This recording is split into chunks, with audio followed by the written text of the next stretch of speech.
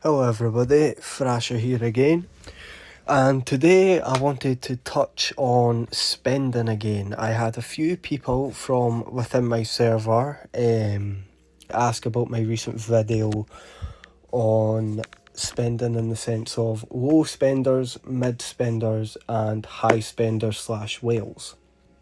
Now, I do want to clarify, like I clarified in the first video I done, I have only done what people would class as a mid spender. I've not necessarily been a whale, so I couldn't fully touch on that. But then there's something else I'll dive into on that subject as well. But let's start straight ahead. And well, first of all, let's say if you're free to play, technically, so to speak, I would still recommend getting the second builder in Kim once you're starting. I would say that's basically mandatory when you first start a server. It costs altogether around £3. I don't know what that will be in somebody else's currency, depending on what country you're buying it in. But it just helps your progress so much. You're also getting Kim, possibly the best tank hero for DPS. Well, not possibly, as especially when starting. And it also gives you something that you can push all your shards in that is more worth it, because Murphy you will get through your recruitment tickets anyways. So Kim you don't at the start unless you're spending. So I would definitely say with your extra UR shards that you get here, I would definitely push them into Kim rather than Murphy, because you will get Murphy through recruitment. So now let's go on to the low spenders here. Now these are the three sections. I've split them up into. I mean, it can vary, but I would definitely class you as a bigger spender if you're spending 500 plus a month, purely because of the amount of things you can buy. You could buy all the monthly passes, weekly passes, and then have plenty over to still dump into maybe some HQ resources that you get, HQ packs, sorry, or level packs, whatever you want to call them. You can get the daily packs, many of them. There's just so much more you can dump into. So let's start with the low spending here. So the monthly pass, pretty self-explanatory, that I touched on in the last video, or super monthly pass to call it now, I suppose. I went over it in the last video. If you haven't seen that, go ahead and check it out. Speaks for itself.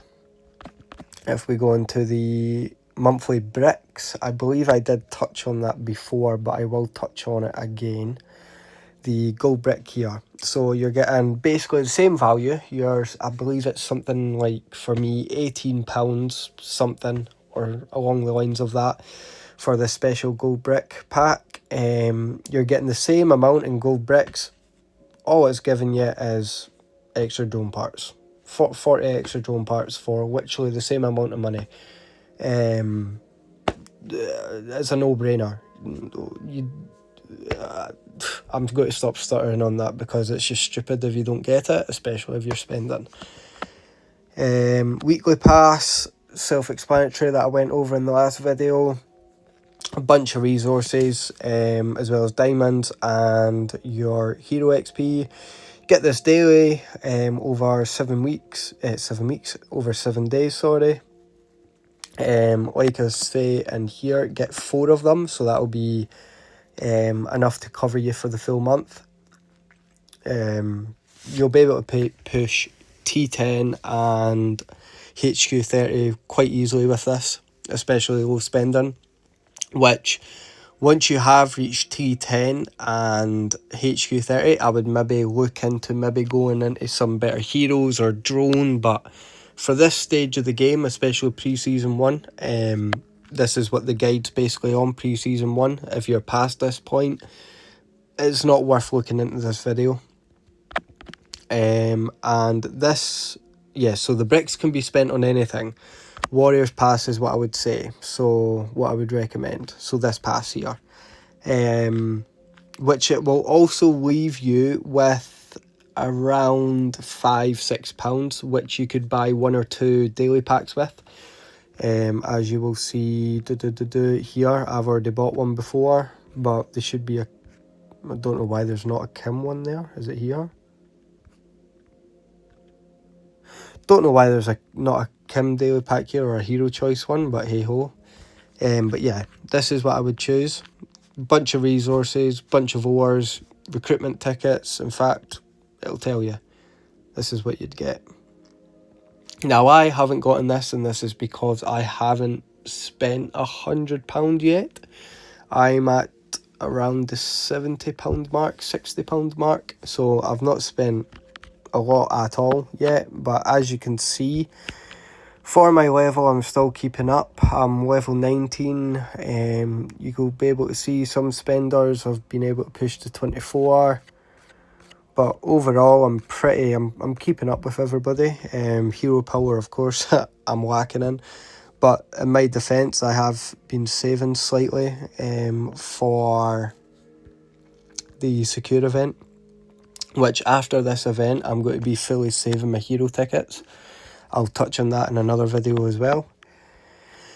Now, this is where it gets into the mid-spenders. Now, I would definitely say all the low-spender things here.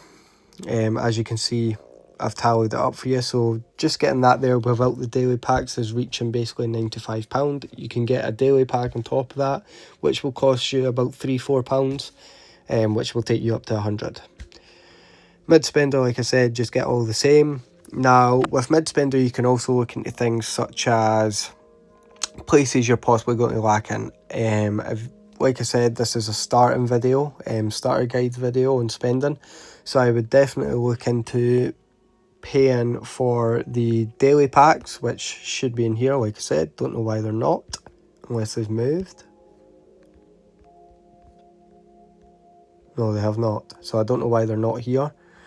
But investing in some daily packs is definitely, I would say, something you want to look at, because as you can see here in the hero power, this is how a lot of these people have been able to push so far, as well as if I look. So if you take a look at my heroes, I haven't spent anything except from hero XP through the weekly passes. I've not bought in any UR shards or anything as such.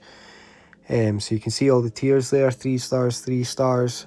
If we go into here, if the wanted boss is done, 5 star, 5 star, and we're on day 9, I believe. So it's definitely something you want to look into investing into. But like I said, there's other things. So if I go to, why are they not here? No, they are here. Here you go. So ores, things as such, drone components that I also touched on in the last video, drone parts. You've got the UR shards there. I don't know if that UR shard pack there at the bottom is the best value compared to if you were to buy multiple daily packs. I feel like you would get a lot more for your money if you were to buy the daily packs multiple times. I feel like that would, from the top of my head, be a much better spend on your money. But yeah, look into this section. Look into Dawn Fund. Dawn Fund is another good thing to buy, which for the low spenders as well, while I'm on the Dawn Fund, this is definitely something you want to look into. Like I said, if you've got that extra bit of cash sitting there, it's 3 diamonds, a bunch of resources, hero tickets, UR shards, can't complain. But now for the high spenders, this is where I didn't want to touch on. If you are going to be planning on spending, and when I say spending, I mean like here, high spender spending 500 plus per month. These categories, 250 and below per month, £100 and below per month. If you're spending 500 plus per month, I definitely 100% recommend on playing on another account before even spending. Just get Kim, get the second builder, and that's it. Play until season 1, maybe even season 2. Get a good feel of the game. Look at what other people are spending. Learn the ways of the game. Learn what people are using in the sense of heroes, the gear, all them types of things, and just get a full grasp. If you're going to come into this game and just spend £500 willy-nilly, you will be dominated by the other whales, because there's a high chance they know what they're spending on. They know what to do, they know what to focus on, they've got their goals set, and there's nothing you can do about it. So this is why I've left this blank. I cannot stress to you that if you're spending big, in fact, here's an example. There was someone on our server, well, not this server, one of my ones before, which was server 290.